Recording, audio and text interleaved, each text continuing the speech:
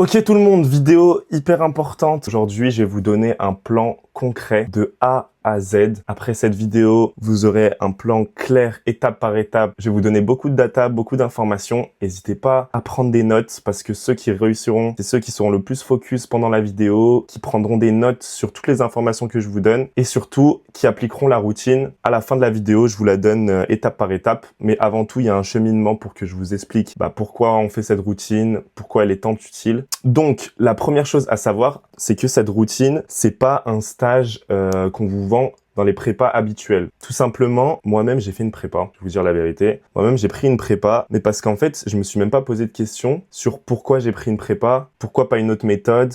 Parce que juste, en fait, on est conditionné à prendre une prépa quand on rentre en première année de médecine. En fait, les gens ont associé réussite avec prépa, alors que c'est totalement faux. Et ça, d'ailleurs, je peux vous le montrer. En fait, c'est juste logique, mathématique. Dis-toi que dans les prépas, vous êtes environ 300 à 400. Or, dans ma fac, en première année de médecine, il y avait 150 places en passe. Donc, même si tout le monde réussissait dans la prépa, ce serait impossible parce que juste, il y a 150 places en médecine et vous êtes 400, 300 dans la prépa. Donc, les prépas qui vous affichent un taux de réussite à 70-80%, c'est juste du fake, mathématiquement. En fait, ils distordent un peu les chiffres et c'est totalement faux. Donc aussi, il y a un autre biais qui est énorme, c'est tout simplement que en fait, les meilleurs élèves, ils vont aller dans des prépas. Pourquoi? Parce qu'ils ont, encore une fois, je sais pas pourquoi, par le système capitalisme, vous vous rendez pas compte, bref, de l'argent qu'il y a derrière ces prépas, mais on a associé réussite à prépa, alors que c'est pas du tout le cas. Dites-vous que la majorité des gens en prépa, ils échouent. Et ça, les prépas, elles veulent pas le dire.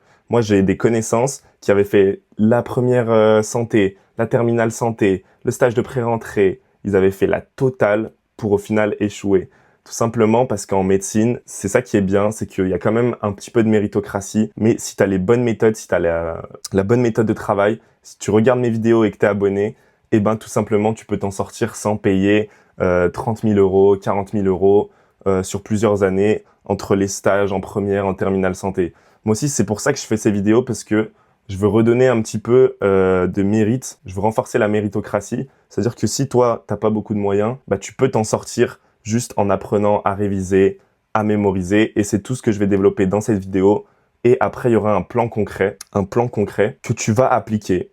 Il faut que je te mette quand même en garde, c'est que dans cette vidéo, je vais donner des principes généraux qui s'appliquent à la majorité des étudiants. Mais le mieux, c'est de le cibler et de le personnaliser à chaque élève. Et comment on fait ça? Dis-toi que moi, je peux te suivre. J'ai créé un accompagnement justement pour aider des élèves à exceller en première année de médecine. Et pas comme le font les prépas, qui sont juste des usines où t'es même pas sûr de réussir. Moi, c'est vraiment en me basant sur toi, en apprenant à te connaître, en te donnant toutes les clés pour développer ta mémoire sur le long terme, ta mémorisation, ta concentration, te suivre dans les coups de mou, vraiment être disponible H24 pour toi. Et donc ça, si tu es intéressé par ça, à la fin de la vidéo, puis même dans la description, il y a des liens pour me contacter sur mon Insta, pour réserver un appel pour que je vois un petit peu ta situation, tout ça. Donc n'hésite pas à aller voir, très important. Donc la routine que tu vas mettre en place pendant ton mois d'été, le but c'est quoi? C'est de la mettre en place avec le plus de discipline possible et surtout avec le plus d'assiduité. Dis-toi que c'est un effet boule de neige. Si tu fais cette routine pendant plusieurs jours, tu auras des résultats, mais pas beaucoup. Par contre, si tu l'as fait sur plusieurs semaines, voire sur plusieurs mois, mais avec l'effet cumulé, franchement, Einstein, il disait que l'effet cumulé, l'effet boule de neige, c'était l'une des forces les plus grandes de l'univers. C'est pas pour rien, c'est parce que vraiment, c'est trop boosté, c'est trop fort. Et en plus de ça, cette routine, elle prend pas 8 heures par jour. Je te dis pas de t'enfermer tout l'été dans ta chambre, de 8h à 20h, de rien faire de ton été, de pas partir en vacances. Je te dis surtout pas ça, parce que tu le verras avec moi, je prône vraiment des méthodes qui sont adaptées à l'humain et où tu peux maintenir une très bonne hygiène de vie. C'est hyper important de continuer à faire du sport, à voir tes amis et encore plus en vacances, à sociabiliser, à faire des activités dont tu as envie. Tu viens de finir le bac, c'est le moment un petit peu de te relâcher. Mais en parallèle de ça, dans ta journée, tu as forcément 1 ou 2 heures, même si tu es en vacances à l'autre bout du monde, tu as toujours 1 heure, 2 heures de creux où tu fais rien et c'est ce temps qu'on va venir utiliser et rentabiliser. Donc l'important, c'est pas de faire 8 heures par jour, c'est de faire 1 à 2 heures, mais d'essayer de le maintenir le plus longtemps sur la durée. Donc plusieurs semaines, plusieurs mois, et ça va créer encore une fois un effet cumulé qui va te donner des bases exceptionnelles pour démarrer l'année.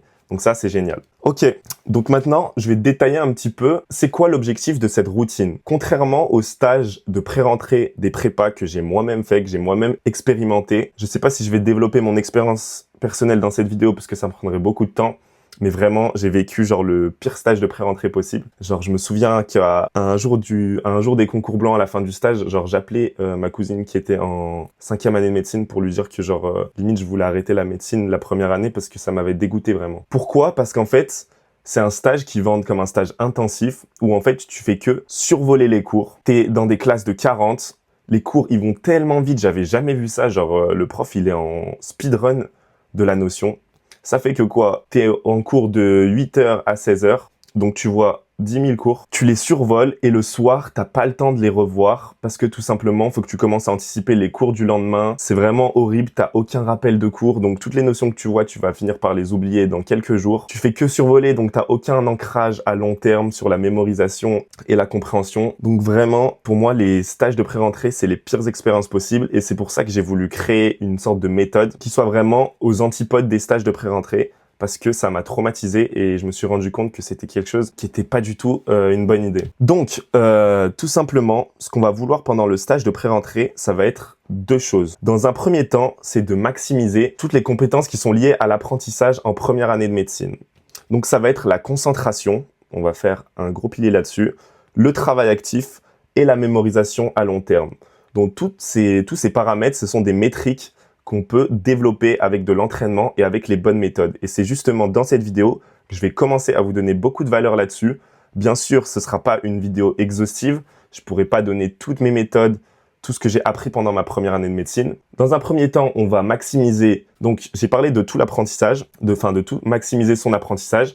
Et il y a une deuxième chose qu'on veut faire pendant cette routine, pendant cet été, c'est de commencer à construire des bases en termes de connaissances, en termes d'informations sur les cours qui soient hyper solides. Donc encore une fois, ça c'est à l'opposé d'un stage intensif vendu par les prépas, parce que mon stage que j'ai fait avec la prépa, on a vu quasiment tous les cours du semestre, et pourtant quand je reprenais des cours que j'avais vus en pré-rentrée pendant le semestre, j'avais aucune base, je me souvenais de rien. Donc en fait, c'est comme si ces 3 semaines, elles avaient servi à rien en termes d'information. Ça m'avait juste fait stresser, mais j'avais eu zéro anticipation des cours. Donc voilà. Donc comment on va faire ça? Eh ben, on va vraiment aller à fond dans la compréhension des notions qu'il y a en première année de médecine. Donc on va survoler les différentes matières biophysique, biochimie, biologie cellulaire, anatomie et physiologie. Donc on va construire des bases hyper solides. Comme ça, quand on va prendre les cours pendant le semestre, pendant l'année, et ben là, on aura vraiment une sorte de base, une sorte de fondation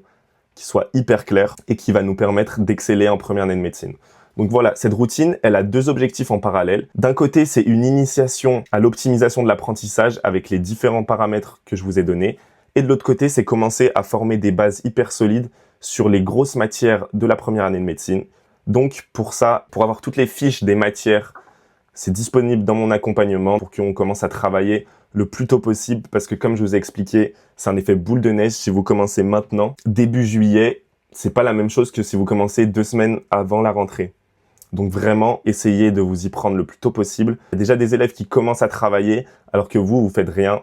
Donc voilà, utilisez cette frustration, ce sentiment de culpabilité pour vous dire « Ok, je dois m'y mettre, je dois commencer ». Ok, donc maintenant qu'on a parlé de tout ça, on va commencer avec l'apprentissage et je vais développer un petit peu les premiers piliers. Bon, on commence par la concentration. La concentration, pourquoi elle est ultra importante? Tout simplement parce que c'est elle qui détermine la qualité de votre apprentissage et donc la maîtrise que vous avez d'un cours en parallèle. En fait, dis-toi que tu peux bosser 12 heures si t'es pas concentré. Ça ne vaudra même pas 1 heure d'un travail d'un élève concentré. Donc, si on commence à maximiser la concentration, ça va booster la qualité de ton travail et de ton niveau de manière générale en première année de médecine. Donc ça, c'est hyper important. Et ce qui est génial, tout simplement, c'est que la concentration, on peut la développer. C'est pas quelque chose d'inné qui est donné à certaines personnes et pas à d'autres. On peut vraiment la développer. Et c'est ce qu'on va faire dans cette routine. Tout simplement, la première chose que vous allez faire dans la routine, ça va être de lancer un chronomètre. Ensuite, vous allez travailler sur le cours. Donc ça, je vais vous le développer dans la prochaine partie. Tout ce que vous avez à faire, vous inquiétez pas. Mais dès que vous allez être distrait, vous allez avoir des pensées, qu'est-ce que je fais demain, qu'est-ce que j'ai mangé, qu'est-ce que j'ai dit à cette personne, vous allez mettre sur pause le minuteur. Et du coup, chaque jour, vous allez pouvoir voir combien de minutes vous avez été concentré à 100%. Et en faisant ça sur une période de plusieurs semaines, vous allez voir que ça va augmenter de manière significative. Alors peut-être qu'au début, ce sera une progression qui sera assez lente, mais comme une courbe exponentielle, après, ça va monter vraiment très rapidement. Et c'est pour ça que c'est hyper utile de faire ça. Donc, vous pouvez le faire sur un document Excel. Chaque jour, vous lancez le chronomètre quand vous commencez à réviser et vous voyez pendant combien de temps vous avez réussi à être concentré à 100%. Et ne trichez pas parce que c'est un travail sur vous-même. Il n'y a personne qui contrôle ou quoi. Mais c'est vraiment pour développer votre concentration et apprendre à vous connaître. Ensuite, une chose très importante dont peu de personnes parlent, c'est que la concentration, elle peut être aussi développée grâce à des petites routines en début de session de révision. Ça, je pourrais le développer aussi à la fin. J'ai créé un petit protocole que je faisais avant chaque session de révision. Donc, une session de révision, ça durait environ 2 heures. Et j'employais cette petite routine. Donc, il y a de la respiration. Vous allez faire un petit peu de respiration, donc de cohérence cardiaque, tout simplement pour vous mettre dans un état de flow. Ensuite, votre environnement, il est hyper important. Il faut que vous coupiez toutes les distractions. Donc, que ce soit des distractions physiques. Donc, d'abord, les distractions physiques, donc être dans un environnement calme, mais aussi des éventuelles personnes calmes. Donc, le téléphone le plus loin possible, un bureau propre, clair, minimaliste. Et aussi, c'est très important, les personnes. Donc, si vous avez des personnes dans votre entourage, par exemple à la bibliothèque ou chez vous, il faut leur dire absolument de ne pas vous déranger pendant tel laps de temps. Donc, par exemple, pendant 2 heures, vous leur dites, là, je vais réviser, vous me dérangez pas. Pourquoi? Parce que sinon, quand quelqu'un va venir vous déranger, juste ça va interrompre votre état de flow. Et ensuite, pour repartir, vous allez perdre trop de temps. Donc vraiment, ça, c'est ultra important. Ensuite, ultra important aussi, c'est avant chaque session de révision, pour booster sa concentration et la qualité de son travail, c'est tout simplement de noter sur un papier ce qu'on veut faire pendant un laps de temps. Donc, par exemple, je veux découvrir 20 pages de mon cours en 1 heure. Et vous allez voir que de faire ça, en fait, inconsciemment, vous allez être plus productif parce que vous avez un but en tête, vous avez un objectif et vous allez vouloir le réaliser, le concrétiser. Donc, avant chaque session de révision, notez sur un petit bout de papier, je veux connaître ce cours sur les mitochondries de 20 pages en 1 heure. Donc, de faire ça avant chaque session de révision, ça va tout simplement booster la qualité de votre travail. Tout simplement parce que je fais une petite analogie. Imaginez qu'un cours, c'est genre un liquide. Si il n'est pas dans un récipient, le liquide, il va juste se répandre partout. Il va occuper un grand volume. Maintenant, si vous venez mettre ce volume, vous venez l'enfermer, le compresser dans un petit récipient, il va pas s'étendre, il va prendre moins de place. C'est pareil pour l'apprentissage et le temps. Si vous mettez des objectifs, des limites, inconsciemment, vous allez travailler de manière plus efficace, plus optimale.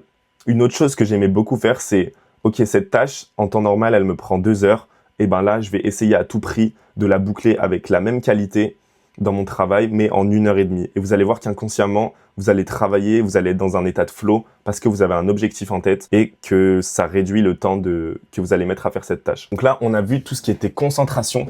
Maintenant, on va parler un petit peu du travail actif. Pareil, le travail actif, c'est un sujet qui m'importe beaucoup, que j'ai beaucoup étudié et testé sur moi-même et sur mes élèves, donc j'ai beaucoup de connaissances là-dessus. Je vais essayer dans cette vidéo de vous transmettre l'essentiel en termes d'initiation. Ce qu'il faut vraiment bannir en première année de médecine, c'est le travail passif. En fait, le problème, c'est que jamais on vous explique de quelle manière on travaille de la façon la plus active possible. Ce qui me frustrait beaucoup quand j'étais en première année de médecine, c'est qu'on nous rabâchait dans ma prépa, il faut que tu trouves ta propre méthode, elle est propre à chacun, ça dépend de votre manière de réviser, tout ça. Mais en fin de compte, on nous donnait jamais vraiment des pistes à explorer pour avoir la méthode la plus optimale possible. Et du coup, j'ai compris que la prépa me donnerait jamais cette réponse.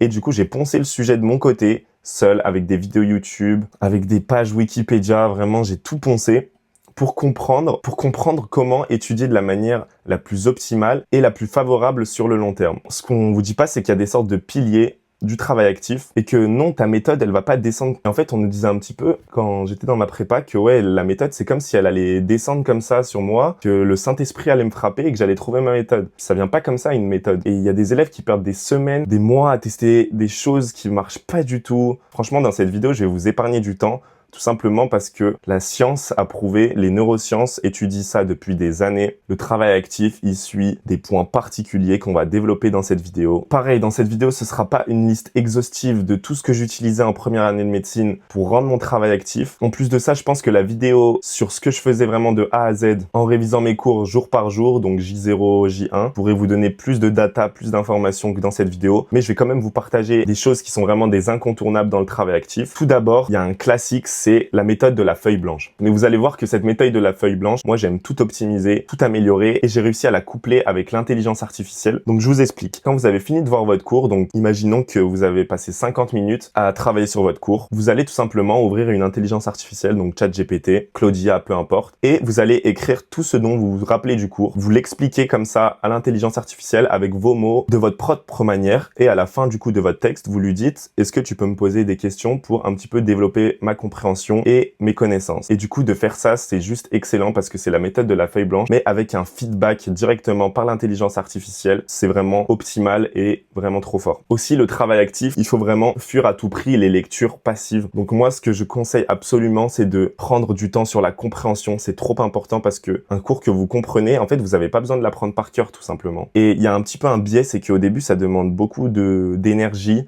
de temps, de bien comprendre un cours. Mais en fait, sur le long terme, vous allez gagner tellement de temps parce que vous allez juste retenir plus vite les informations, vous aurez besoin de moins de rappels, moins de passages sur le cours. Et vu que le concours de médecine, c'est quelque chose sur le long terme, et ben, je vous jure que la compréhension, c'est trop puissant. Et à l'inverse, quand vous n'avez pas de compréhension, vous essayez juste de mémoriser des cours comme ça par cœur. Peut-être que vous allez gagner du temps sur le court terme parce qu'un cours, vous allez voir la première fois en moins de temps, mais sur le long terme, c'est tellement perte de temps énorme. Je vous assure que c'est terrible. Travail actif, ce qui est trop important, c'est la compréhension. Et comment est-ce qu'on peut comprendre un cours? Ça passe par le questionnement. Je vous redis cette phrase parce qu'elle est trop importante. La compréhension d'un cours, ça passe par le questionnement. Du coup, il faut absolument que le plus possible, vous puissiez poser des questions, que ce soit à l'intelligence artificielle, à vos tuteurs, à la fac, à des profs directement en cours, ou peu importe, mais il faut poser le plus de questions possible parce que parfois, on a l'illusion qu'on connaît quelque chose, mais quand on nous pose la question, on ne sait pas le réexpliquer. Du coup, il faut se poser un maximum de questions, ça va développer votre compréhension et tout simplement, ça va venir dire à votre cerveau: ok, ça je le connais vraiment. Une méthode que vous pouvez utiliser, c'est la méthode des 10 questions. Donc quand vous voyez votre cours, vous allez tout simplement vouloir écrire un maximum de questions et ensuite, pareil, vous les posez à l'intelligence artificielle. Et ce qui est génial avec l'intelligence artificielle, c'est que vous allez pouvoir poser des questions en arborescence. Vous allez poser une question, l'intelligence artificielle va vous expliquer la chose. Et il y a un point que vous allez pas vraiment comprendre dans son explication, donc vous allez creuser là-dessus, ainsi de suite et ainsi de suite. Ça va créer des questions en arborescence et c'est après que vous avez vraiment dans votre tête le sujet, vous avez une vision globale dessus, vous êtes dans un état de flow. Donc s'il vous plaît, posez un max de questions quand vous êtes en train de voir le cours. Il faut que vous compreniez tout, vraiment tout de A à Z. La vidéo où j'explique ce que je fais de A à Z sur le cours, elle va être trop bénéfique que vraiment je vais vous montrer sur les mitochondries, quelles questions je me pose, comment je le formule à l'intelligence artificielle. Donc n'hésitez pas à vous abonner. Mais voilà, posez un maximum de questions en arborescence, c'est trop important et c'est ça que vous allez faire dans la routine, vous posez un max de questions. Enfin, le dernier point, c'est la mémorisation à long terme. Quand vous sortez du lycée, vous avez une méthode court-termiste. Pourquoi? Parce que tout simplement, vous aviez des cours puis un contrôle. Des cours, puis un contrôle. Des cours, puis un contrôle. Donc, vous révisiez uniquement les cours du contrôle et après, vous oubliez tout. Je peux pas vous en vouloir parce que moi-même, j'avais cette méthode et en fait, c'est le système qui nous pousse à avoir cette méthode. Vous allez pas avoir besoin d'informations que vous avez vues sur le chapitre précédent pour ce nouveau chapitre quand vous êtes au lycée. Le problème, c'est qu'en médecine, c'est totalement différent. L'examen, il est à la fin du semestre, donc vous allez avoir besoin d'une méthode sur le long terme. Tout ça, je vous aide à le développer de A à Z dans mon accompagnement. Un module là-dessus, pareil, adapté à vous, personnalisé, où je vous suis sur le long terme. Donc n'hésitez pas à m'envoyer un message. Dans cette vidéo, je vais vous expliquer vraiment la base pour que vous puissiez mettre ça en place dans votre routine pendant les mois d'été. Et pareil, si vous voulez en savoir plus, n'hésitez pas à me contacter. Notre cerveau, c'est un disque dur. En fait, si on se souvenait de tout, le disque dur, il serait tout simplement saturé. C'est pour ça que le cerveau, il doit faire du tri entre les informations et que la plupart des choses qu'on apprend, qu'on voit, qu'on entend, ça va à la poubelle. Ce phénomène-là qui est l'oubli, il est naturel. On vous fait croire qu'il y a des personnes qui naturellement se souviennent de tout. En fait, ça c'est complètement faux. C'est juste qu'elles mettent en place des techniques qu'on va développer juste après, qui leur permettent de pas oublier. Il y a un scientifique qui s'appelle Ebbinghaus qui a caractérisé l'oubli grâce à la courbe d'Ebbinghaus, donc la courbe de l'oubli. En fait, tout simplement, quand vous apprenez un cours à J0, donc le jour où vous l'apprenez, disons que vous le connaissez à 100%, et ben en fait, au fil du temps, il va y avoir une courbe exponentielle décroissante. Tout simplement, vous allez oublier 50% des informations au bout d'un jour. Vous allez oublier 80% des informations au bout d'une semaine, et etc. jusqu'à tout oublier au bout d'un mois. Et tout simplement, en fait, les scientifiques, ils ont compris que la seule manière de ne pas oublier une information, c'était de venir placer des rappels, des moments où on revoit l'information à des moments précis, c'est-à-dire des moments où naturellement on allait oublier l'information. On vient injecter une petite piqûre de rappel et ça va faire que tout simplement, on va pouvoir maintenir l'information sur le long terme. Donc ça, c'est absolument crucial en première année de médecine. Et c'est sur ce pilier que vous allez développer votre méthode de travail. Donc maintenant, nous, on n'est pas des neuroscientifiques, on ne sait pas exactement à quel moment notre cerveau il va oublier l'information. Eh ben, ça tombe bien parce que par exemple, il y a des logiciels comme Anki qui ont des algorithmes qui calculent directement le moment précis auquel vous devez revoir l'information pour pas l'oublier. Donc Anki, pareil, dans mon accompagnement, c'est tout développé, mais il faut absolument que vous le mettez en place dans votre routine parce que c'est l'outil le plus important en première année de médecine pour réviser sur le long terme. Du point de vue de l'évolution, en fait, on se souvenait des informations uniquement nécessaires à notre survie et tout le reste, on l'envoyait à la poubelle, ça nous servait à rien. Par exemple, quelqu'un de ta famille mourrait d'un champignon d'un champignon toxique, et tu devais souvenir que ce champignon-là était toxique, sinon t'allais mourir en le remangeant. De nos jours, on n'est plus en mode survie, mais la manière d'indiquer à notre cerveau qu'une information, elle est vitale, c'est tout simplement en la répétant encore et encore pour qu'il imprime que cette information, il faut pas l'envoyer à la poubelle, elle doit rentrer dans la mémoire à long terme parce qu'elle est importante. Et ça, c'est justement par le biais de la répétition espacée. Pourquoi répétition espacée? Parce que tout simplement, le premier appel que vous allez faire, il est directement le lendemain que vous voyez l'information. Mais après, la mémoire, elle fonctionne d'une certaine manière, c'est que la durée entre les différents rappels, elle va devenir de plus en plus grande. Donc au début, ce sera J0, J1, ensuite J3. Vous voyez, la durée augmente entre J1 et J3. Ensuite J7, donc vous voyez l'information 7 jours après. Et ensuite J15. En fait, ça augmente comme ça de manière graduelle parce que dès que vous avez vu plusieurs fois l'information, elle reste plus longtemps dans votre mémoire. Donc ça, c'est hyper important et c'est ce qu'on va utiliser tout le long dans notre méthode pendant la première année de médecine. Donc voilà, ça c'était une petite initiation à la mémorisation. Donc voilà, là on vient de voir les 3 piliers de l'apprentissage qui sont hyper importants et qu'on doit absolument développer parce que je rappelle que ces paramètres, ces métriques, elles sont optimisables. On peut les augmenter et les développer. Et c'est ce que vous allez vouloir faire dans la routine. Et du coup, maintenant, tout de suite, je vous partage un exemple de routine que vous pouvez mettre en place qui dure 1 heure à 2 heures. Je rappelle, le but, c'est d'être le plus assidu possible. Si vous pouvez faire juste que 30 minutes un jour, faites quand même que 30 minutes. L'important, c'est pas de la quantité, mais vraiment le fait de la faire tous les jours qui est trop important. Donc, la routine en elle-même, on reprend les étapes. Vous allez vous mettre devant votre ordinateur sur votre bureau. Déjà, vous faites tout le protocole que je vous ai donné juste avant pour la concentration. Donc, ça passe par la respiration,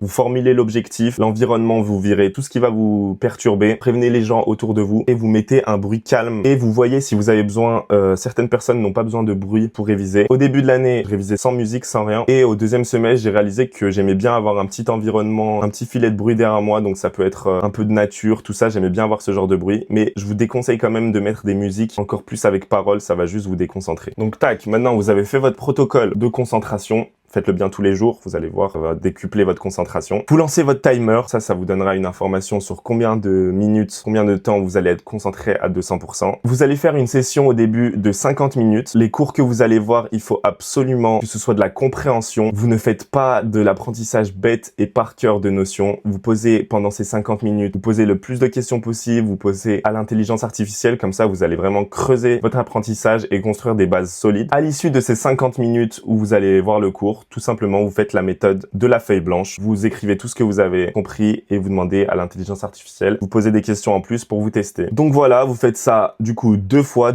50 minutes ou si vous n'avez pas le temps, vous le faites que 50 minutes. Et du coup, pour tout ce qui est la mémorisation à long terme, essayez de suivre un schéma classique de la méthode des J, donc J0, J1, J3, J7, J15. Après, ça demande un petit peu d'organisation de mettre ça en place. Donc de toute façon, je vais sortir la vidéo où je vous dis quoi faire chaque jour sur la méthode des J. Donc cette vidéo-là, elle sera aussi hyper importante, il y aura beaucoup d'informations. Voilà, n'hésitez pas à me faire des retours dans les commentaires. Et du coup, voilà. Ciao, ciao.